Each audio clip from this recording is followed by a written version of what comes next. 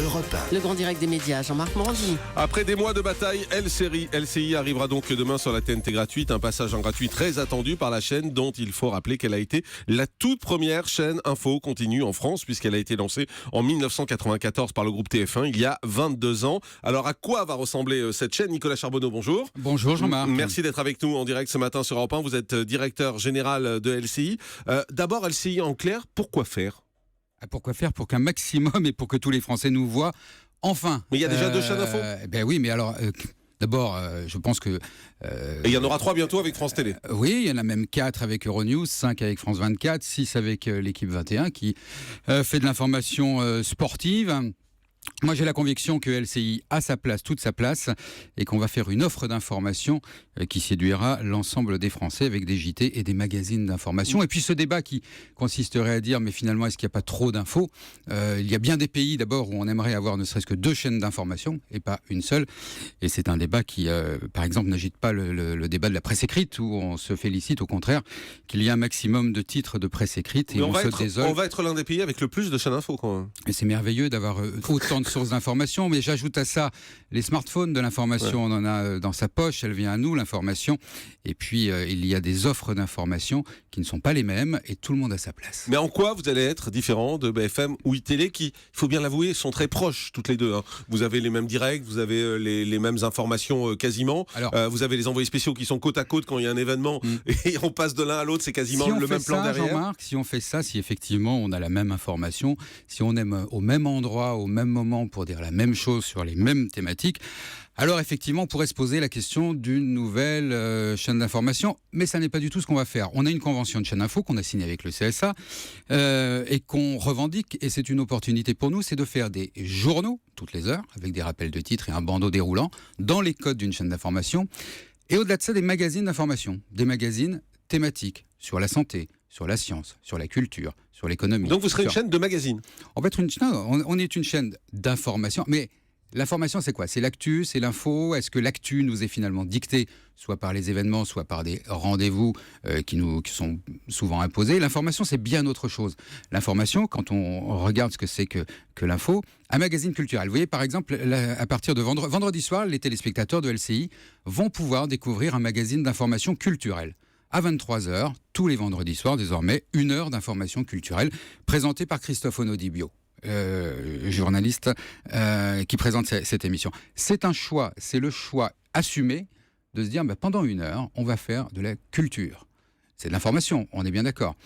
Les téléspectateurs de LCI vont découvrir un magazine que vous connaissez parce qu'il ressemble au vôtre, la Médiasphère, présenté par Julien Arnaud. Julien Arnaud qui est le journaliste qui remplace Gilles Boulot pendant ses congés au journal de 20h. La Médiasphère, 1 heure d'information sur les médias, mais pas que, les médias dans tous les sens que vous connaissez beaucoup mieux que moi. Mais donc, magazines d'information. Si je vous comprends bien, le jour où il y a les attentats de Bruxelles, iTélé et BFM seront en breaking news et vous parlerez santé.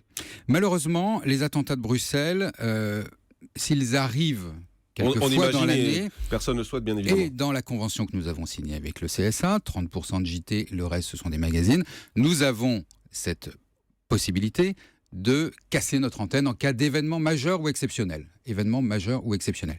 Malheureusement, effectivement, ces événements majeurs ou exceptionnels, comme le soir du Bataclan, comme à Bruxelles, ça arrive le moins souvent possible. Et j'ai tendance à vous dire, je souhaite casser notre antenne le moins souvent possible. Parce que sur ces événements-là, vous casserez l'antenne. Mais sur ces événements, nous casserons l'antenne. Est-ce que vous avez un exemple récent, par exemple, où vous nous dites, voilà, BFM et iTélé ont cassé leur antenne, nous, on ne l'aurait pas cassé pour cet événement? Alors d'abord, ils sont dans une logique de tout direct, de tout direct au sens où nous sommes également en direct, ils sont dans une logique de JT permanent, là où nous serons dans un JT toutes les heures, des magazines derrière. Je ne regarde pas la concurrence, je ne suis pas obsédé par la concurrence en permanence.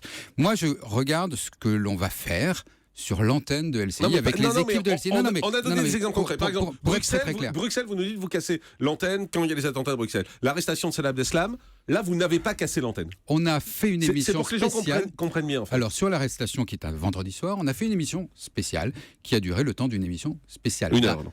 2 heures. 2 heures en l'occurrence. Et puis à un moment donné, se dire, on a dit ce qu'on avait à dire, On reviendra vous dire d'autres choses quand on en saura davantage. Ce n'est pas la peine de rester en plateau, en studio avec des experts compétents, mais qui à un moment donné n'ont plus d'informations. Donc on va faire cette pause. On continue de vous informer. Il y a toujours un bandeau déroulant. Et le bandeau déroulant est quelque chose de très important. C'est la première chose que l'on voit sur une chaîne info parce que parfois on la regarde sans le son. Il y a toujours des Donc vous voulez JT, dire que il y a toujours BFM a tort de l'avoir supprimé hier Mais non, mais dans sa nouvelle formule? Je suis pas là, Jean-Marc, pour parler de mes confrères. Je suis pas là. Non, mais en même temps, il y a une concurrence, il y a plusieurs chaînes. Vous dites le bandeau déroulant, c'est l'une des choses les plus importantes, BFM l'a supprimé hier. Bien sûr, parce que le bandeau déroulant, si tant est qu'on ne reprenne pas dans un bandeau déroulant toutes les infos qui nous sont... Vous savez, il y a 1000 dépêches qui tombent à l'AFP chaque jour. 1000 dépêches, dont 120 dépêches urgentes. Nous n'avons pas vocation à LCI à être simplement un relais de ce qui peut être publié partout.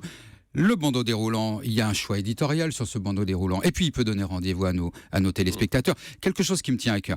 On a une nouvelle signature sur LCI qui est LCI, vous êtes au cœur de l'info. Vous, téléspectateurs, vous êtes au cœur de l'information.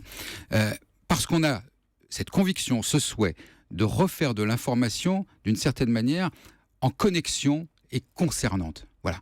On a installé des rendez-vous que les téléspectateurs vont découvrir demain. Demain matin à 9h, par exemple, on a le nouveau rendez-vous de Valérie Expert. 2 heures d'information sur de l'info qui me concerne, qui nous concerne. Bon. Non, mais je comprends, c'est un autre style, c'est une autre façon de faire l'info. Vous serez sur la chaîne 26 sur la TNT gratuite. C'est un problème? C'est un handicap d'être la dernière des chaînes, mais en même temps on est la dernière arrivée et sur le plan de service. Pour nous, donc, il va falloir qu'on soit une chaîne de destination, une chaîne de rendez-vous, avec des rendez-vous à heure fixe, sur des thématiques fixes, de l'intérêt de ne pas casser la grille tout le temps. Et par exemple, demain matin, 9h, rendez-vous Valérie Expert, 23h vendredi, rendez-vous Christophe Onodibio sur de l'actualité. Mais vous auriez aimé être collé à BFM ou ITD, par exemple? On verra, pour l'instant, on est très heureux d'être... On verra, c'est définitif. Non, pour l'instant, on est d'abord très heureux qu'enfin... les Français nous voient à partir de demain matin, 5h59 sur la TNT. C'est ça l'important. C'est dire.